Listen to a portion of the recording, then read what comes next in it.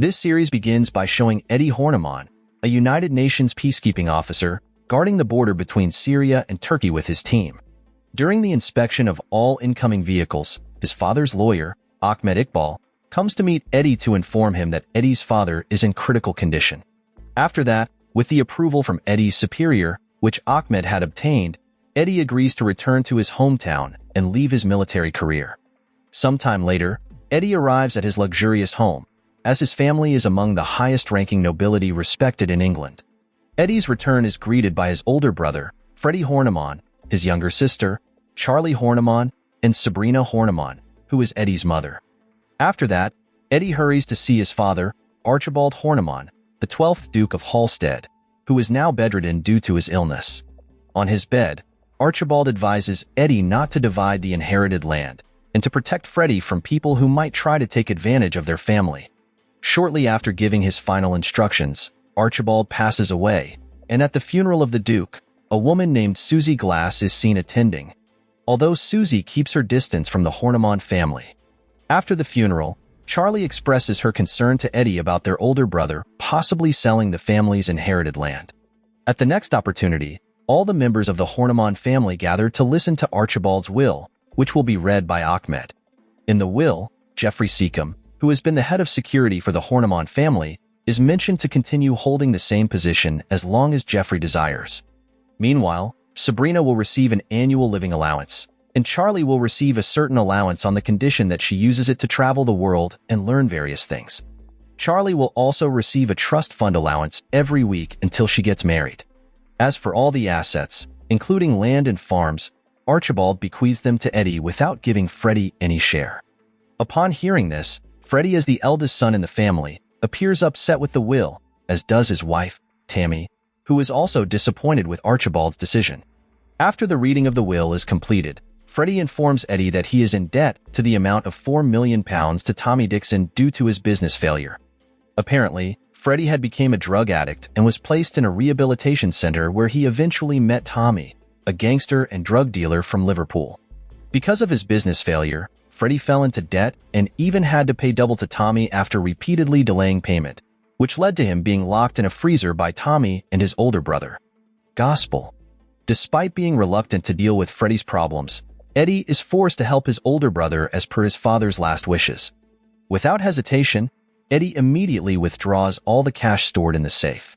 Since the total cash is only about £2 million, Eddie calls Ahmed and asks the lawyer to withdraw £6 million from his father's account. Unfortunately, the Duke did not have that much cash, so Ahmed suggests that Eddie sell part of the inherited land to Stanley Johnston, one of the famous person in London. Feeling pressured by Freddie's situation, Eddie asks Ahmed to schedule a meeting with Stanley, who is known to be interested in buying the Horniman family land. Sometime later, Eddie is also introduced to Susie, who has been his father's business partner in the ranch. During the meeting, Susie informs him that his father's ranch business generates £5 million a year. Upon hearing this, Eddie is surprised and curious about how a dairy farming business could generate such a large amount of money. To provide an answer, Susie then takes Eddie to the basement of the ranch, where Susie has been collaborating with Archibald for the past 3 years to use the space for processing marijuana. Susie explains that she will share some of the profits from her business as a token of gratitude since Archibald had provided the space. Eddie then reveals that he might have to sell the ranch land to pay off his older brother's debt, which could threaten Susie's business. When Eddie meets with Ahmed to discuss the sale of the ranch, the lawyer advises against selling it, leading Eddie to reconsider his decision. Eddie then quickly contacts Susie to share the good news. Shortly afterward, Charlie meets Eddie to say goodbye, as Charlie will continue her studies abroad. Meanwhile, Susie has obtained information about Freddie's debt to a notorious drug cartel in Liverpool. After learning that her younger brother, Jack, knows Tommy and Gospel, Susie informs Eddie that she will try to find a way to help him get the cash to pay off Freddie's debt. Sometime later, Eddie receives a visit from Emery Stevens, Stanley's personal assistant. At that moment, Emery asks Eddie to meet with Stanley to discuss the purchase of the Horniman family land, but Eddie states that he is no longer selling the family inheritance. Returning to Susie, she is seen meeting with Tommy, where she introducing herself as the daughter of Bobby Glass, a respected figure in the mafia who is currently serving a prison sentence. Apparently, Tommy accepts her visit to discuss about Freddy's debt. At that moment, Susie tells Tommy that she intends to pay Freddy's debt without the interest. After considering it for a moment, Tommy agrees on the condition that Freddy must pay it this week and provide a video confession stating that Freddy is a fool. On the other hand, Eddie finally decides to meet with Stanley, who is interested in the Horniman family's house and land in the countryside. Without hesitation, Stanley offers a substantial amount of money to acquire it, but Eddie remains steadfast in his decision not to sell the family inheritance.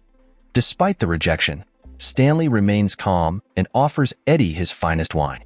As a wine cellar owner, Eddie discusses Stanley's wine, noting that only 8 bottles remain in the world, with 5 of them in Eddie's wine cellar. Hearing that Eddie makes wine, Stanley becomes interested in purchasing some of Eddie's family's finest wine, resulting in a transaction totaling £3 million. With the proceeds from the wine sale, Eddie thinks the money to pay off Freddy's debt is sufficient. Susie also informs Eddie about her agreement with Tommy, who is willing to accept £4 million. Upon hearing this, Eddie is quite impressed with Susie's negotiation skills that convince Tommy. When Eddie checks the family money safe, unexpectedly, all the money has been taken by Freddy to gamble on a boxing match with his friend Stinky Pete. Without hesitation, Eddie and Susie head to the boxing match location, and with the help of Jack and a bribe to the guards, they manage to get into the arena.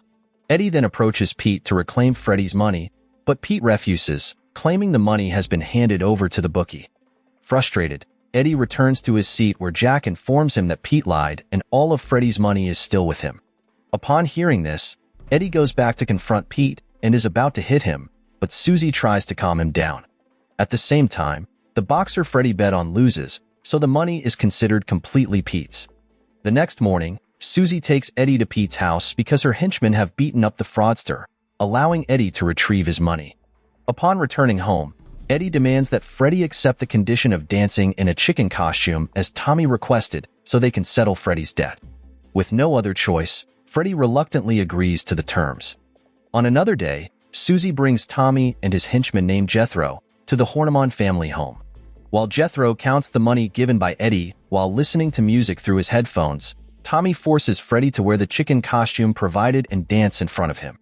At that moment, Freddy unwillingly complies with Tommy's request, but unfortunately, Tommy expresses dissatisfaction and demands that Freddy dance harder, which humiliating him further. Infuriated by the humiliation, Freddy secretly retrieves his gun and shoots Tommy, immediately killing him. Not long after, Jethro, who had just finished his task, was shocked to see Tommy dead and covered in blood. At that moment, Susie intended to eliminate Jethro to cover up Tommy's murder, but Eddie disagreed with her idea. Shortly after, while Eddie was busy figuring out how to cover up Tommy's death, Jethro took the opportunity to escape from the mansion and ran into the forest. Eddie, Freddy, and Jeffrey quickly chased after Jethro until they managed to corner him. At that moment, Freddy seemed intent on killing Jethro, but Eddie stopped him. Meanwhile, Jethro secretly sent a message to Gospel about Tommy's death. When Eddie found out, he intended to read the message Jethro sent, but Freddy snatched the phone and threw it into the lake, declaring he was ready to face Tommy's gangster brother. At the same time, Gospel began to worry about Tommy's whereabouts until he suddenly received a message from Jethro. A while later, Jethro was imprisoned at the marijuana factory, and Susie immediately ordered her henchman named Jimmy to guard Jethro. Back at Eddie's house, he sent home all his mansion staff to discuss plans to conceal Tommy's death. Susie then pointed out that Tommy's death could become a major problem because she knew how dangerous Gospel could be, as he hiding behind a religious facade but mercilessly eliminating his enemies. To dispose of Tommy's body, Susie contacted her acquaintance named Felix, a specialist in erasing traces of murder. Upon arriving at Eddie's house, Felix and his team, dressed in special suits, began their work of dismembering Tommy's body and burying it in the forest with specific chemicals to help decomposition. After listening to Felix's explanation, Eddie came up with another idea to frame Jethro as Tommy's killer, suggesting a story that Jethro tried to steal Tommy's money and escape on a container ship to Australia with £2 million. Once Susie agreed with his idea, Eddie went to confront Freddy and slapped him out of frustration for causing new problems. Still angry, Eddie ordered Freddy to dance in the chicken costume again to make a video for their plan to frame Jethro. On the other hand, Stanley instructed his trusted henchman to invite Eddie to a party that he was hosting. When the invitation was given to Sabrina, she intended to give it to Eddie, but she was shocked to find her eldest son dancing in a chicken costume. Seeing Susie present as well, Sabrina invited her to join for tea with her two sons. During the tea, Sabrina asked about Stanley since she only knew Susie as her late husband's business partner in trading antiques. In the middle of the conversation, Gospel suddenly called Freddie's phone, prompting Eddie to quickly take Freddie to another room to answer the call.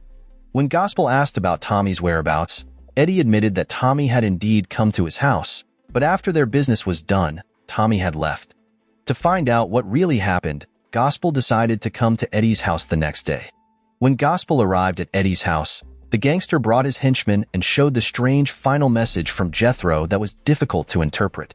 Calmly, Eddie lied, claiming he had seen Tommy arguing with Jethro over the money that Freddie had paid. Gospel seemed to believe Eddie's story and, feeling that Tommy was indeed gone. After that, he invited Eddie and Freddie to join him in a brief prayer before finally leaving.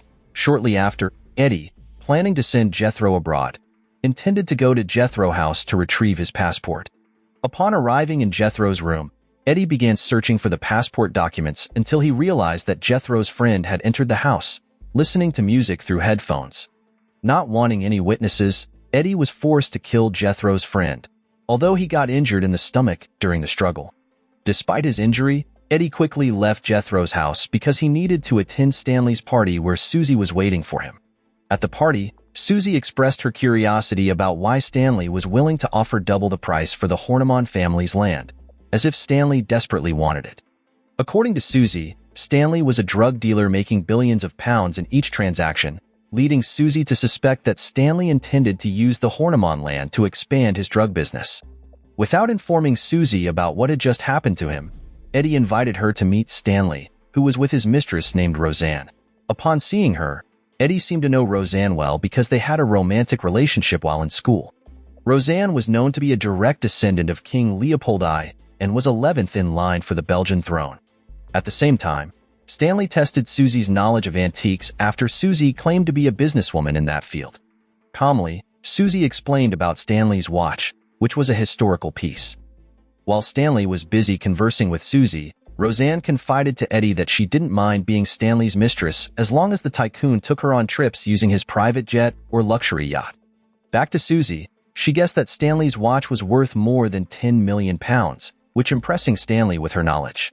After placing his watch on the bar table, Stanley invited her to talk elsewhere, revealing that he knew Susie was Bobby's daughter, and he offered her a partnership. However, Susie declined the offer and went back to find Eddie. After searching in several places, Susie saw Eddie in a room with Roseanne, who was helping him bandage a gunshot wound on his abdomen. At that moment, Susie appeared jealous of their closeness and asked what had happened to him.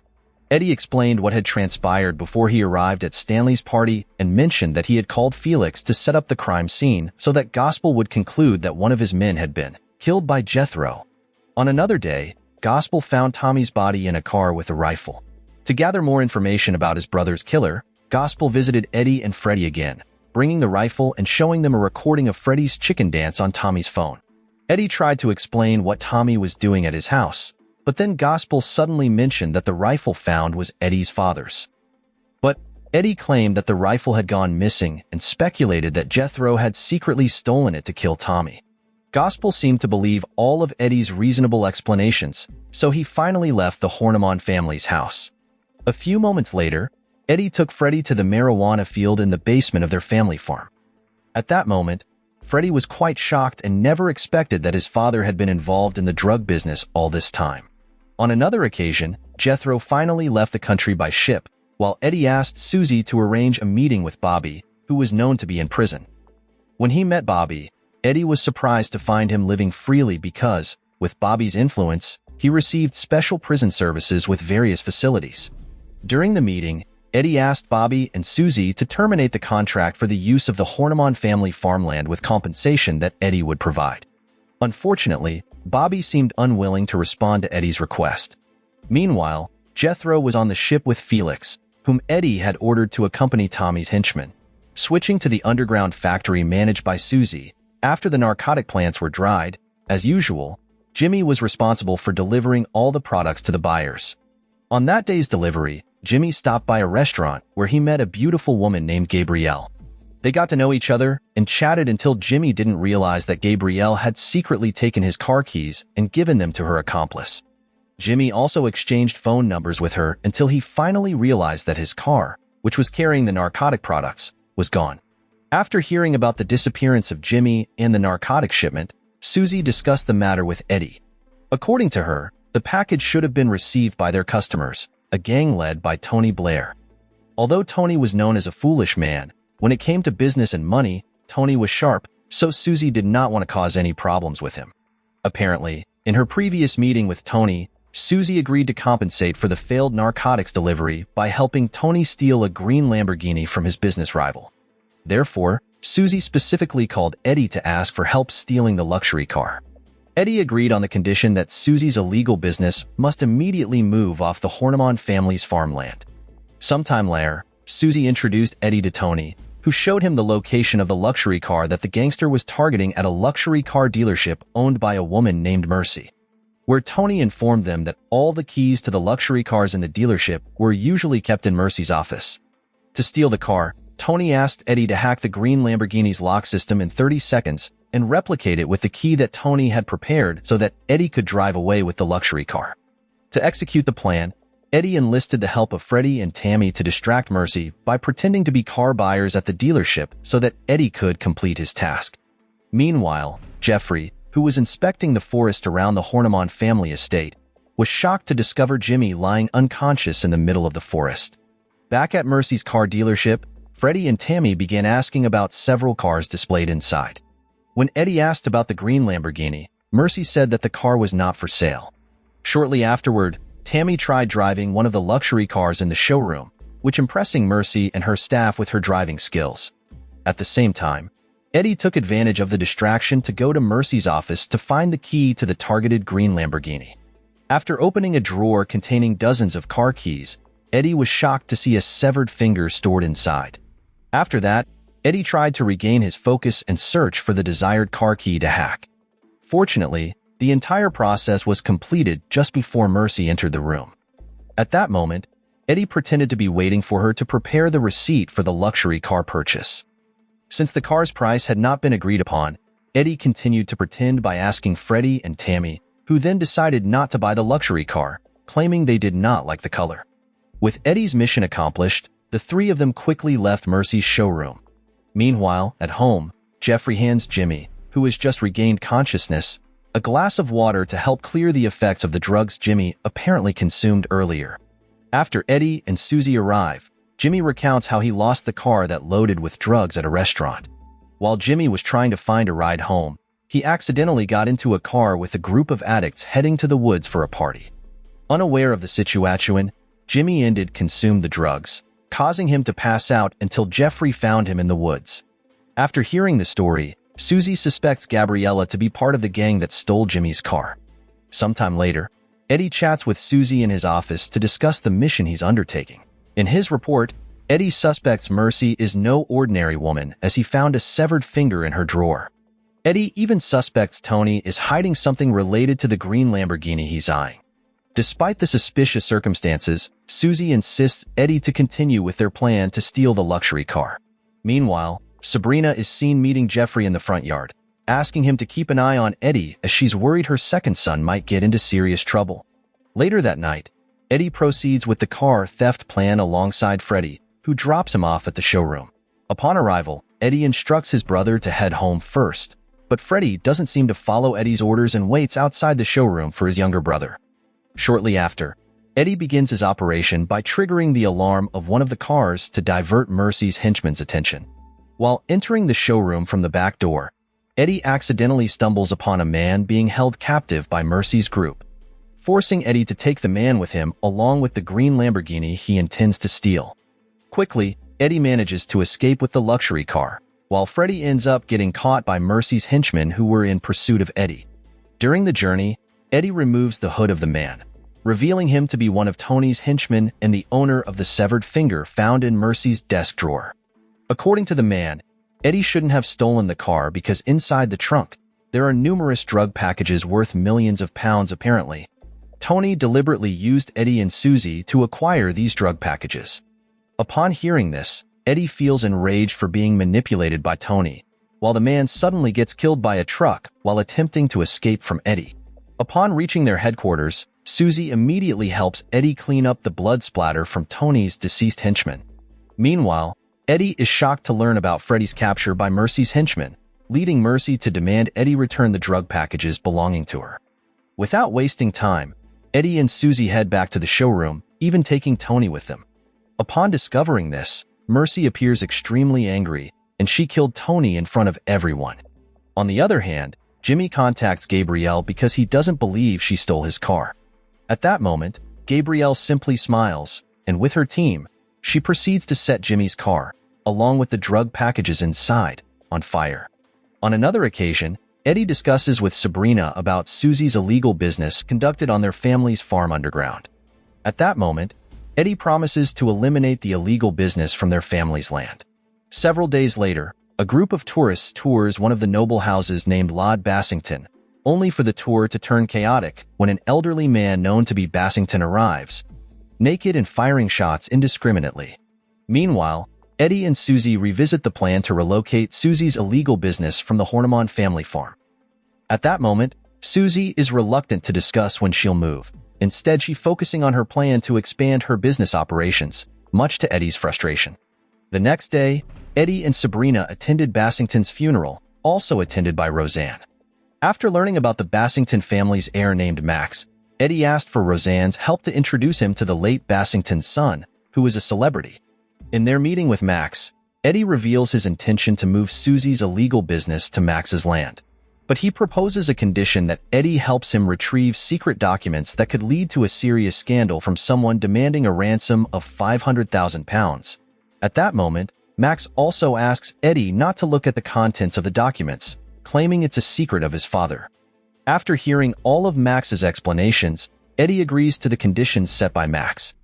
Switching to Sabrina, she is seen bringing a cup of hot coffee for Jeffrey and asks him to help Eddie find an alternative place to relocate Susie's illegal family business to another noble estate. On the other hand, Jimmy meets Gabriella again in a park where he tells her about the narcotic plants he's cultivating. Back to Eddie, who meets Susie at her boxing arena. Eddie suggests to Susie to move to Max's land. After the meeting, Eddie goes to meet the blackmailer named Frank with the ransom money he desires, but Frank doesn't bring the secret documents and casually invites Eddie to a restaurant. Amidst Frank's seemingly trivial conversation, a gangster suddenly approaches their table to collect the money Eddie brought to pay Frank's debt. At that moment, Eddie refuses, and they end up fighting, while Frank seizes the opportunity to escape. When Eddie and the gangster stop fighting due to exhaustion, they begin talking until the gangster realizes that Eddie knows Susie, respected by many gangsters. Therefore, the gangster eventually gives Frank's address so Eddie can retrieve the secret documents. Shortly after, together with Susie, Eddie then goes to Frank's house to get Max's secret documents. Meanwhile, at the sheep auction, Sabrina meets one of her noble acquaintances to find out if he has a field of narcotic plants or not. At the same time, Jimmy takes Gabrielle to look at the fields of narcotic plants without Susie's knowledge. On the other hand, Eddie and Susie finally bring Frank and the secret documents before Max. Eddie then reveals that he has learned that the documents do not contain scandals about the late Bassington, but rather Max's secret, which is that he is a part of Nazi and an admirer of Adolf Hitler. Upon hearing this, Max invites Eddie and the others into his secret room to show his collection of artifacts related to his idol. Amid Max's explanation about the Nazis, Max and Susie suddenly point guns at each other, leading to a shootout between them. Eddie, Susie, and Frank manage to safely exit the secret room, while Max ends up dead after an explosion occurs in the secret room. Thus, Eddie's attempt to transfer Susie's illegal business to the Bassington family's land fails. Upon returning home, Eddie receives information from Sabrina, who claims to have found a new plot of land for Susie's illegal business on their neighbor's property, which spans 2,000 hectares. With this information, Eddie promptly meets with Susie about the news from Sabrina, and Susie appears to agree to explore the new location for her business. On another occasion, Susie visits Bobby in prison to discuss Eddie's plan to move their business from the Horniman family's land. However, Bobby regrets this decision, especially since he believes Eddie has the talent to run their illegal business together. But Bobby also warns that he won't hesitate to eliminate Eddie if he continues to pressure Susie to relocate the narcotic plantations elsewhere. With advice from her father, while playing golf with Eddie, Susie tries to persuade him to get to know her cartel organization by informing him about the distribution process of their narcotic products to Belgium through the port of Zeebrugge, with an annual value of £80 million. Unfortunately, their product shipments are often hindered by seizures by the Belgian federal police, forcing them to collaborate with Florian de Groot, a mafia boss who controls the port of Zeebrugge. At that moment, Groot seems to be causing trouble again, prompting Susie to order two of her henchmen, Keith and Blanket, to fetch Groot to meet her. After Groot arrives in England, Susie and Eddie invite the mafia boss to discuss matters at Susie's underground narcotics factory. Groot then demands Susie to pay him more because of the various officials he has to bribe. Eddie, who can sense Groot's suspicious behavior, believes that the mafia boss is deceiving Susie, so he advises her to reject Groot's demands. However, Susie says she will increase Groot's payment, although not as much as he desires. During the negotiations, the lights suddenly go out due to someone stealing the underground room's generator. Eddie and Blanket, aware of this, immediately chase after the thief, and with Jeffrey's help, they manage to stop the thief's car, which turns out to be a woman with her kids from the Gypsy Traveler group. During Eddie's interrogation, they are revealed to be the Ward family, forced to steal the generator because theirs was taken by someone else. After that, Eddie retrieves the generator and releases the thieves. When the underground room's lighting is restored, Susie announces that negotiations with Groot will be postponed for the time being, instructing her henchmen to return the mafia boss to Belgium. The next day, Eddie and Susie arrived at the Gypsy settlement to donate a generator. The community leader named J.P. Ward then mentioned that they were aware of an underground space being used for narcotics cultivation. That's why J.P. requested that his community be involved in the business if Susie and the others wanted the Gypsy group to keep quiet. Upon hearing this, Susie initially refused the offer, but Eddie intended to use JP's group to address the distribution issues to various European countries hindered at the port of Zeebrugge. With that agreement, Eddie allowed the Gypsy community to stay on his family's land for a few days. Shortly after, JP revealed his plan to smuggle narcotics into Europe by hiding them inside a statue of the Virgin Mary, so Susie wouldn't need to use the increasingly expensive services of Groot. During execution, JP's plan went smoothly until Freddy, who was aware of it, praised Eddie's idea and considered his younger brother to have the talent to become the boss of the narcotic cartel. However, Eddie admitted that he still planned to get rid Susie's illegal business from the Horniman family land. Not long after this success, Groot finally found out that Eddie and Susie were smuggling narcotics using the statue of the Virgin Mary. On another day, Susie and Eddie suddenly faced a problem with the disappearance of cash in the underground room. Eddie then asked JP about the missing money until he felt offended by the accusation and decided to take his community out of Eddie's land. Seeing how JP denied the accusation, Eddie began to suspect that Groot had ordered someone to frame the Gypsy people who had successfully made the previous narcotic shipment. To prove their suspicions, Eddie and Susie met Groot, who was enjoying a meal at a restaurant that unknowingly poisoned. Eddie then informed Groot about the poison and agreed to provide the antidote if Groot revealed the person who assisted the mafia in stealing money in the underground room. Eventually, Groot wrote down the name of the accomplice, and Eddie provided the antidote he had brought. Shortly after, Eddie met JP to apologize, even though he had to endure a blow from him.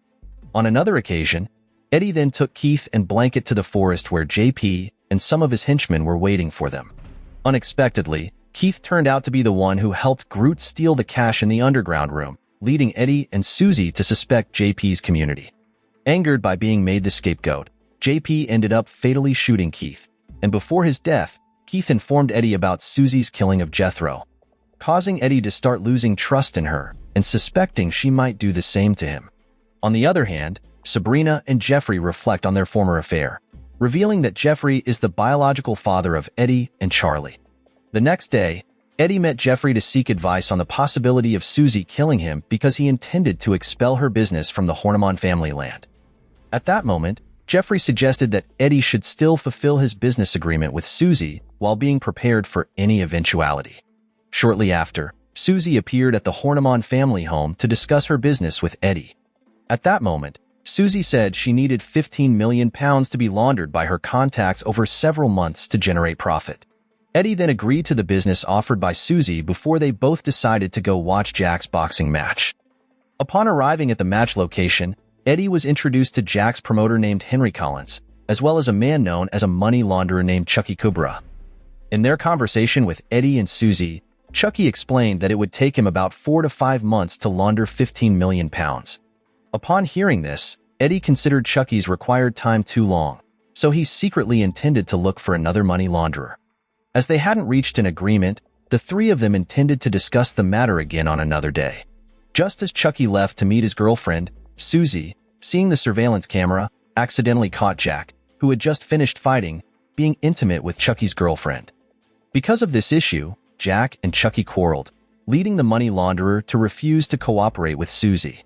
After that, Susie promised Eddie that she would try to persuade Chucky to handle their money again. Sometime later, Eddie was seen chatting with Henry, who claimed to be a former Special Forces soldier like him. At that moment, Henry, also aware of Eddie's problem of finding a money launderer, then informed him that he had better connections than Chucky. In addition to seeking Henry's help, Eddie also asked Roseanne for assistance in easily connecting him with Stanley. Although Roseanne warned Eddie about Stanley's cruel nature, Eddie said he didn't mind about it. On another day, Eddie met again with Henry and Rick, who would launder Eddie's money within 2 weeks. Rick then explained that he would launder the money through boxing bets, and with a small commission, Henry tried to convince Eddie that Rick was the right person to solve his problem. Hearing all these enticing offers, Eddie agreed to use Rick's services. Unfortunately, Susie suddenly met Eddie and informed him that Chucky had agreed to launder the money for 2 months without a commission, which ultimately persuaded Eddie to follow Susie's will. However, contrary to what Susie had said, when Eddie met Chucky, he claimed that he needed 5 months to complete the money laundering process for Eddie. This infuriated Eddie, prompting him to cancel his partnership with Chucky. Without Susie's knowledge, Eddie then handed his money to Henry so that Rick could immediately launder it. When Susie learned of Eddie's unilateral decision, she became angry, leading to tension between them, especially after they discussed moving Susie's illegal business from the Horniman family land, where Susie insisted on not relocating her business. After that, Susie attended Jack's boxing match, while Eddie was seen meeting with Stanley, asking for help in relocating Susie's family business to another location. Eddie also promised a fair reward if Stanley could accomplish this. After a lengthy discussion, they finally reached an agreement where Eddie asked Stanley not to harm Susie's family. Meanwhile, in the boxing arena, Jack had to fight against an Uzbek boxer, and at the same time, Susie received a call to meet Henry in his room. Upon arriving in Henry's room, the promoter surprised Susie when Henry said he wanted to take over her business. At that moment, Henry asked Susie to surrender it voluntarily, and if she refused, he would order the Uzbek boxer to beat up Jack.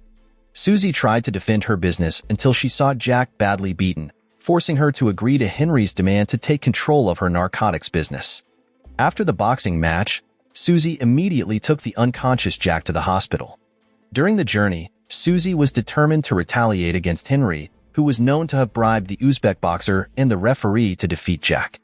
Since that night, Susie blames Eddie and considers him to have destroyed her business. Susie even refuses to reconnect with Eddie, so he tries to find information about Susie's house from Jimmy. After obtaining the address, Eddie surprises Susie with his arrival at her house. At that moment, Eddie apologizes and admits guilt for being manipulated by Henry, who sought Susie's weaknesses through him. Eddie then offers help for Susie to regain her business, but she refuses. Sometime later, Susie goes with Blanket to retaliate against Henry by killing the referee bribed by him. When Susie meets Bobby, who knows that his daughter has just committed murder, Bobby asks her to step back from the narcotics business and let his trusted people handle everything, including Henry. Upon hearing this, Susie appears frustrated with the decision, but she also struggles to refuse her father's orders. Meanwhile, Eddie is seen meeting Steven, Stanley's personal assistant, and asking him to find a list of 12 nobles whose land is used as Susie's narcotics plantation. Eddie intends to use it to negotiate with Bobby so that his issues with Susie's family can be resolved peacefully. At home, Charlie suddenly returns heavily pregnant, but her arrival is still warmly welcomed by her family even though they do not know who the father of Charlie's baby is. When welcoming her younger sister's return, Eddie briefly asked Sabrina about the list of nobles whose land is used by Susie's family. At that moment, Sabrina admitted she didn't know, but she remembered that Archibald had attended an event with 11 other nobles, one of whom was Lord Tibsy Whitecroft, whom Freddie knew was struggling with drug addiction. Upon knowing this, Eddie took Freddie to meet Tibsy at the Whitecroft residence, which appeared unkempt. After entering the building, they saw several gang members who had made the house their headquarters. When Tibsy realized Eddie and Freddie's arrival, the nobleman informed them that the gang members were sent by Susie's family because Tibsy had not renewed his contract regarding the lease of land for the narcotics plantation. Eddie then inquired about the list of 12 nobles who had business dealings with Susie, and Tibsy said he had written the list of nobles in his journal. After getting what Eddie was looking for, Eddie and Freddie intended to leave, but they were stopped by the gang members until Eddie was forced to give up his watch so they could leave the house. Meanwhile, Susie received a package along with a threat from Henry not to harm his henchmen. Susie felt uneasy, especially since her home address had been known to several people. That's why Susie then found out where Eddie got her address from. After learning that Jimmy was the one who spread her address, Susie immediately interrogated him, who had apparently given her address to Gabrielle.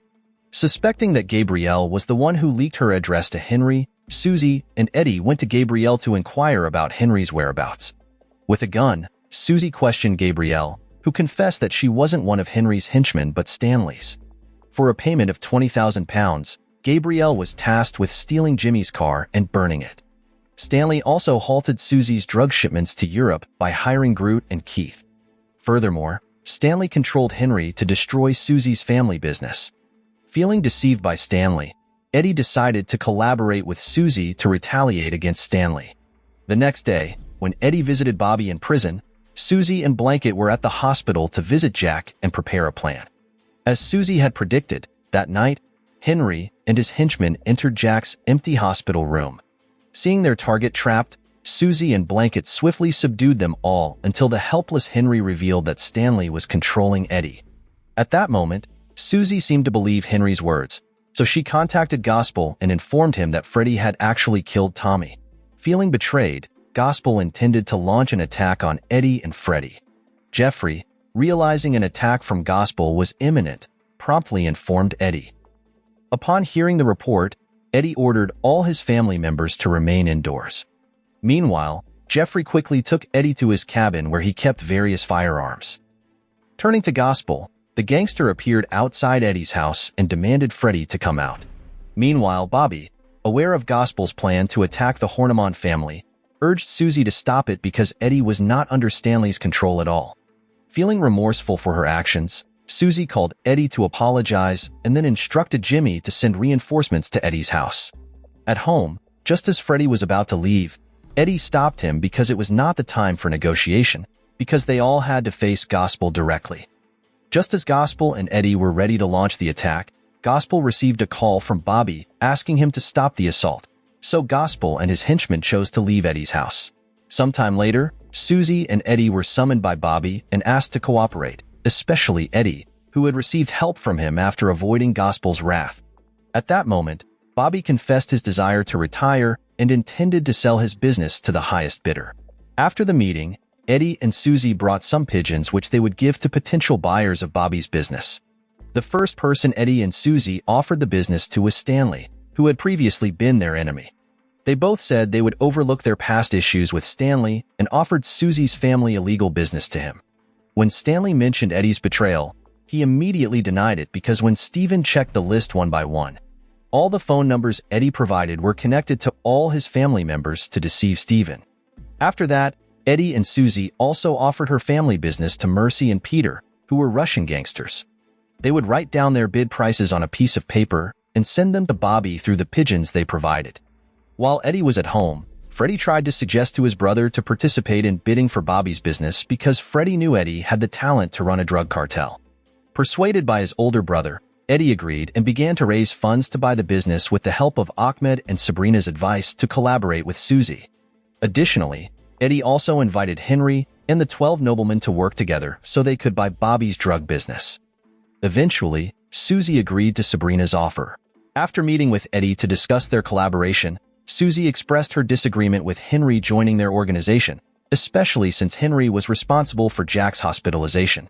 Several days later, all the bidders, including Eddie and Susie, wrote down their bid numbers on a piece of paper, which was then sent back to Bobby using carrier pigeons.